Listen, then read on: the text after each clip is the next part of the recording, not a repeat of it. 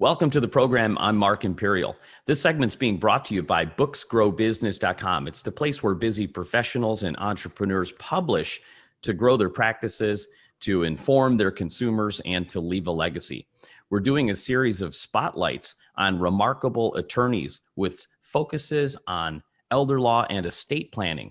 Joining me on this segment, representing Rhode Island, Massachusetts, and Connecticut, is estate planning attorney Sheri Montecalvo with Estate Planning with Sheri Montecalvo. Sheri, welcome to the program. Thank you. Thank you, Mark, for having me. Now, I know estate planning and elder law is a broad topic. Please give us a glimpse into like your areas of focus on that spectrum, and specifically, who are the types of folks that you serve?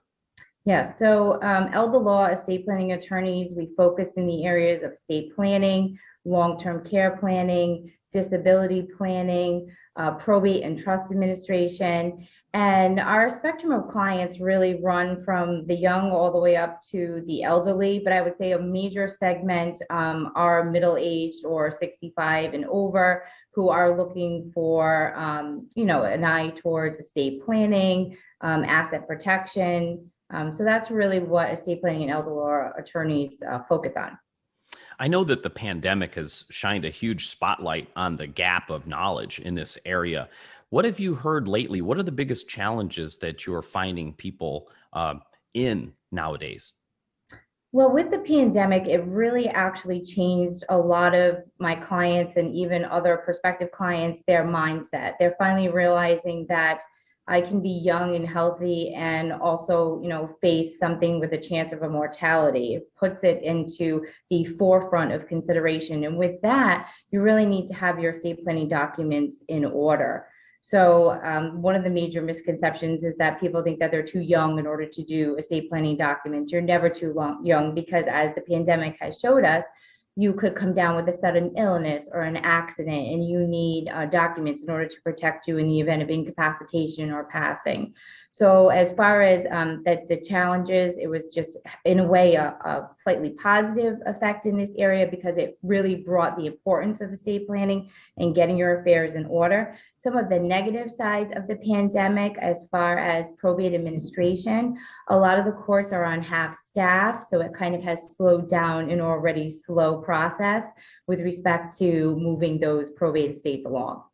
And that sounds like a very difficult situation to be in when you're already in that kind of emotional, point in your life, and then having courts delayed for perhaps years to facilitate that. So, Sheri, what are some of the dangers of not having your affairs in order, or if people avoid this and put their head in the sand and they don't take care of this earlier rather than later? What are some of the dangers? Some of the dangers are that you're really leaving everything up to chance. And why wouldn't you want to, with your most, your family, your children, if you have minor children, why wouldn't you want to nominate a guardian for your children? Or if you have assets, why wouldn't you want to make sure that you devised your assets to the individuals that you wanted, how you wanted them to be bequeathed and devised? If you do nothing, one of the great phrases, if you fail to plan to fail, because at that point you're really leaving everything open. Procedures can take much longer. Other beneficiaries or interested parties can come in and have a say in the matter, where honestly you could set your intentions and put them down in writing, and then the will and the testamentary documents speak at the time of death. So those would be upheld with your written decision. So you could, let's just say if you didn't have a will, you would be in administration, and the assets would be devised according to the laws of intestacy of the domicile of the decedent. And it could be, left to a beneficiary that you didn't want to leave it to. And most importantly, with the guardian provisions, with the minors, you could have anyone petitioning the court for a guardianship of a minor child, where I believe most parents would want to have the opportunity to pick someone who they're confident in.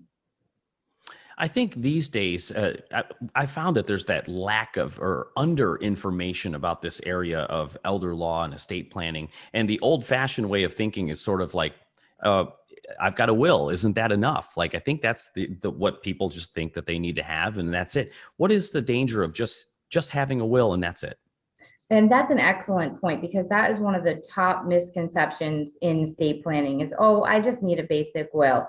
Well, in conjunction with that, you also need to prepare for the event of incapacitation. So we'd certainly want to add on a durable general power of attorney, which is a financial power of attorney, your healthcare power of attorney in the event that you became incapacitated, a HIPAA authorization form to allow access to the documents, all of those, so the basic will with the powers of attorney and HIPAA authorization, those should really be at a minimum your essential documents.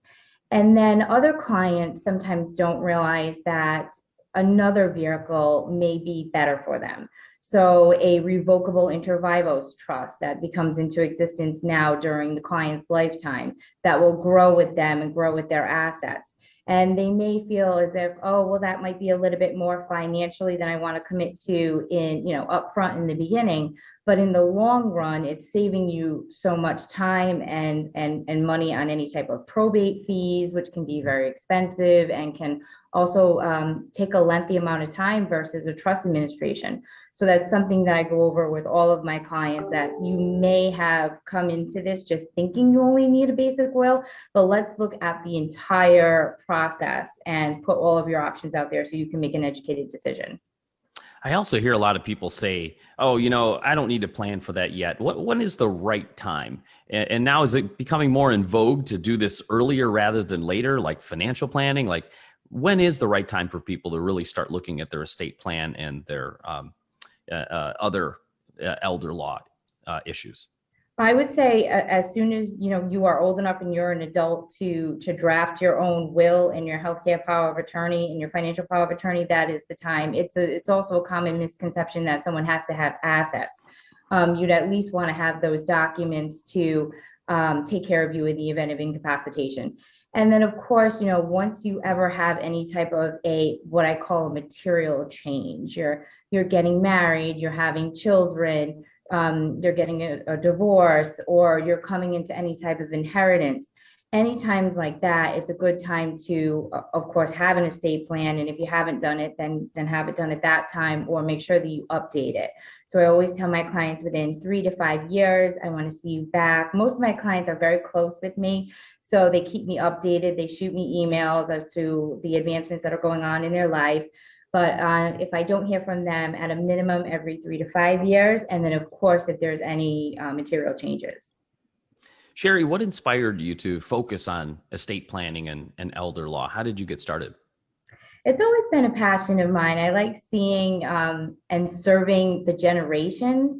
So to me, it's a wonderful experience and feeling to know that I helped mom and dad with their plan, and then they had enough confidence in me to recommend me to either their children or a friend or a family member. So I'm with them as a trusted advisor throughout the generations. So I get to have that close family relationship. They send me cards, thank you cards. They send me pictures of weddings that are happening in the family.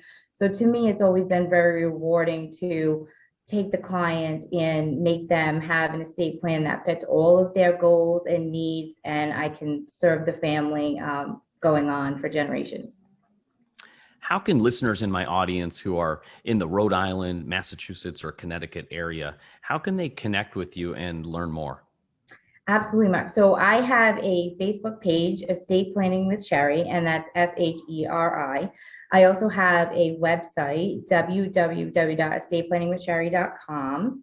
And I also have a direct line, 401-471-6034.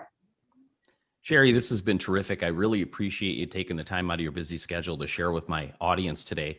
I wish you continued success for you and for all of your clients. Thank you, Mark, so much, and it was a pleasure. Thank you for selecting me for a spotlight. Sheri Montecalvo, founder of Estate Planning with Sheri. And this segment's been brought to you by booksgrowbusiness.com. It's the place where busy professionals, entrepreneurs, and business owners publish to inform their consumers, grow their practices and their businesses, and to leave a legacy. That's all for now. I'm Mark Imperial, and thanks for joining me.